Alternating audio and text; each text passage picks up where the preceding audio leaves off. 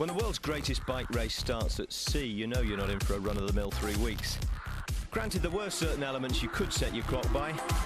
The missile from the Isle of Man has got his first win of the 2011 Tour de France.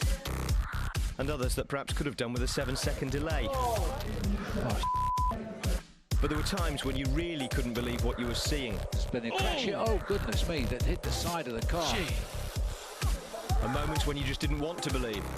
Oh dear me, this looks as if this is going to be the end of the Tour de France for Bradley Wiggins.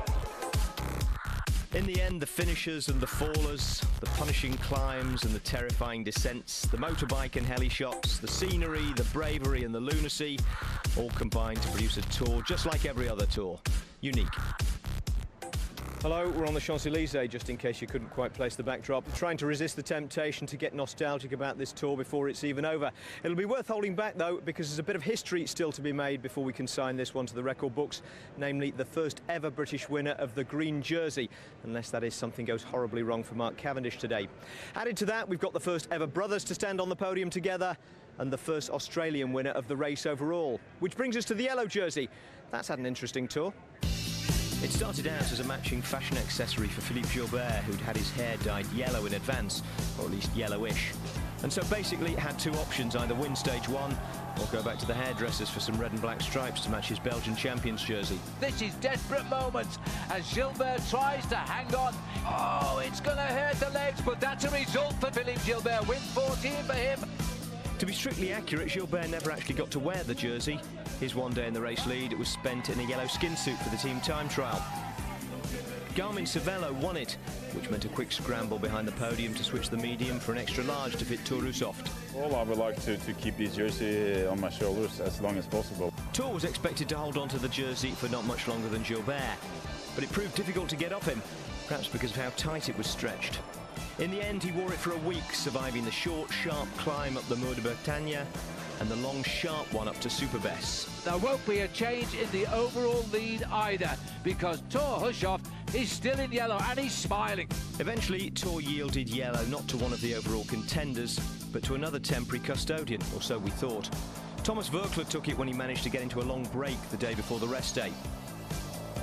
His jersey was cut from one of Tour's sleeves, and he had the surplus material made into curtains and covers for a three-piece suite. No one thought Voeckler would survive the Pyrenees, but he had form. In 2004, he'd held the yellow jersey for 10 days in the face of all that altitude and Lance Armstrong could throw at him.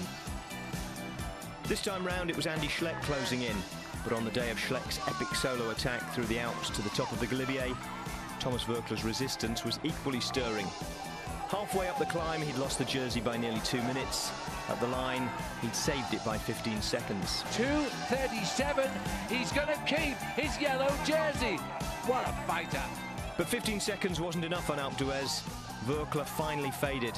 And like a marathon game of just a minute, Andy Schleck seemed to have interrupted at just the right moment. 2 days to go. In yesterday's time trial, though, he was guilty of repetition, failing in the final test against the clock for the third year running. Cadel Evans took possession of the jersey for the one day that matters, the last one. So here is the definitive general classification, certainly as far as the top three are concerned. Cadel Evans wins his first Tour de France at the age of 34, the first ever Australian and the oldest winner since the Second World War. Andy Schleck of Luxembourg makes it a hat-trick of second places, and for the first time ever, there are brothers on the podium. Frank will be on the third step. Thomas Voeckler will probably get a bigger cheer than all three of them put together. The Frenchman finishes fourth after an heroic run of 10 days in the yellow jersey. The defending champion Alberto Contador is fifth, 3 minutes 57 behind Evans. His fellow Spaniard Samuel Sanchez is sixth. Then come the two Italian challengers, Damiano Cunego in seventh and Ivan Basso in eighth. Now, it's a shorter than usual run into the final sprint of the Tour this year. Just 95 kilometres starting out from the Paris suburb of Creteil, where Laurent Fignon held a licence with the local club, the Tour paying its respects to the former winner who died last August. 51 kilometres to go when they hit the Place de la Concorde, so more than half the final stage will be on the Champs-Elysees. The intermediate sprint comes with 35 kilometres left to race, and the 9th time they cross the finish line, they'll be doing it for the stage win and the green jersey. As ever, the early part of the day was a bit of a rolling cocktail party. But once the champagne photo call was over, superstition kicked in, and Creteil Evans ditched the special yellow bike his mechanics had been up late constructing for him and switched back to the one that got him through the previous 3,300 odd kilometres. Well, there's no doubt that Cav is taking this series. He's lined up behind his teammates here. Mark Renshaw, the big lead-out man, has got him on his slipstream. Rojas is here as well as they try to get it together now. The two lead-out men are going to take over. Well, Rojas is coming on the outside in the lime green jersey there. Now watch what they're going to try and do here. They're going to try and get as many riders in front of Rojas as possible. You can see Cavendish, Phil, is going to get himself... Look at the acceleration of Cavendish here. Well, it's all a done deal, this is. It's only for 9 points. Rojas is coming up late. He got third there, so he's lost a couple of points. And that was because Renshaw came in, the Australian lead-out man for Mark Cavendish came in to make sure that he got across the line, put a bit of separation between Mark Cavendish and Rojas. So this is on the far side, and they're picking up a slight tailwind on the descent of the Champs-Elysees, and they'll push their speeds up to 60 kilometres an hour. There's the result of that sprint confirmation. Corin was first from the group to go over, but we were looking at the green jersey sprint because that was just a little bit more important in the overall win for the green jersey competition. Now, let's just have a look. There's a little bit of a problem there. Oh, that's Cavendish. Cavendish got a problem with his machine there. Now, this has happened just at the top end of the Champs-Elysees. Not sure what's wrong with his bike at all. He's waiting to get it sorted out. He's got a teammate who's waited for him there. Now, this is what I was explaining to you all about. This is still a bike race here.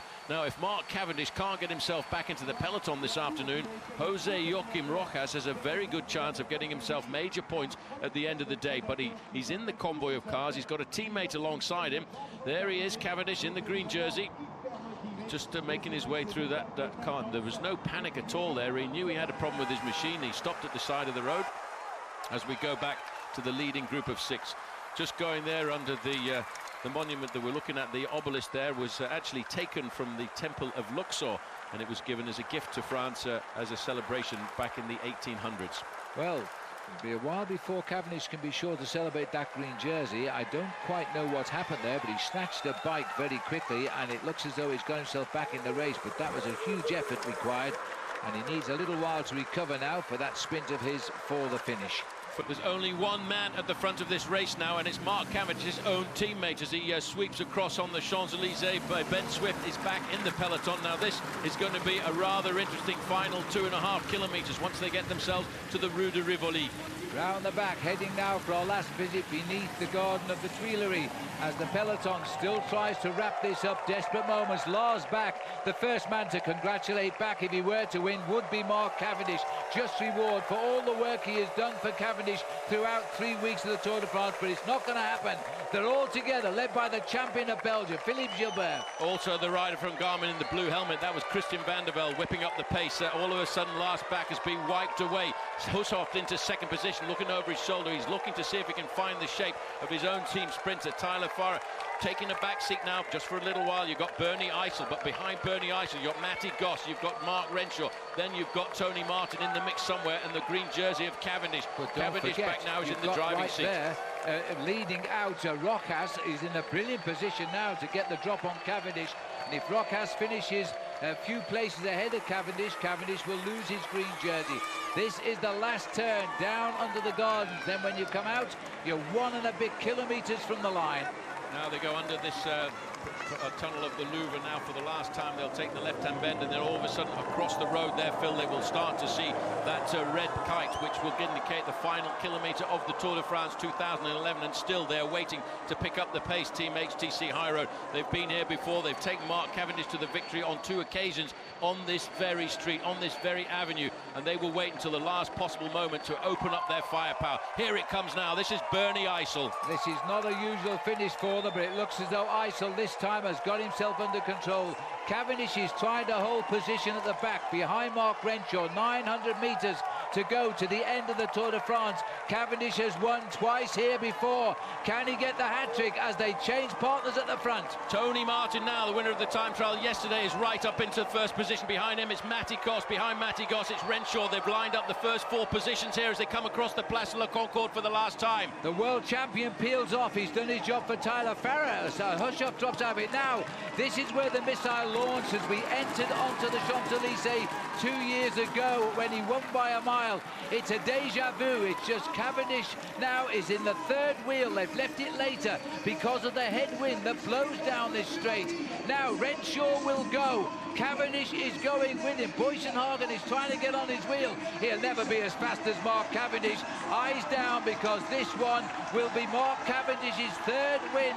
As try as they might, Mark Cavendish gets win number 3 of his in history on the Champs-Elysees. He gets his 5th stage win of the Tour de France, and as he just told us, he gets the green jersey as champion. And once he's clear, there's no way that man ever runs out of fuel. There is the man who's won the Tour de France, Creteil Evans, the first Australian to win the Tour de France. He is, but let's start with the first British winner of the green jersey competition, and for the 3rd year running winner of this stage. Mark Cavendish beat Edvald Boasson-Hagen, Andre Greipel, Tyler Farah, Fabian Cancellara, Daniel Oss, Borut Bozic and Thomas Weitges. Pretty much everyone else finished in the main field on the same time, the notable exception for us being David Miller, who's been riding with bronchitis and lost 35 seconds on the final day.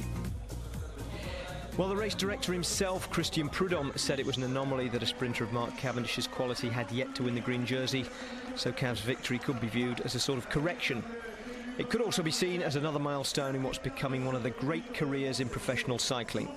So happy, man.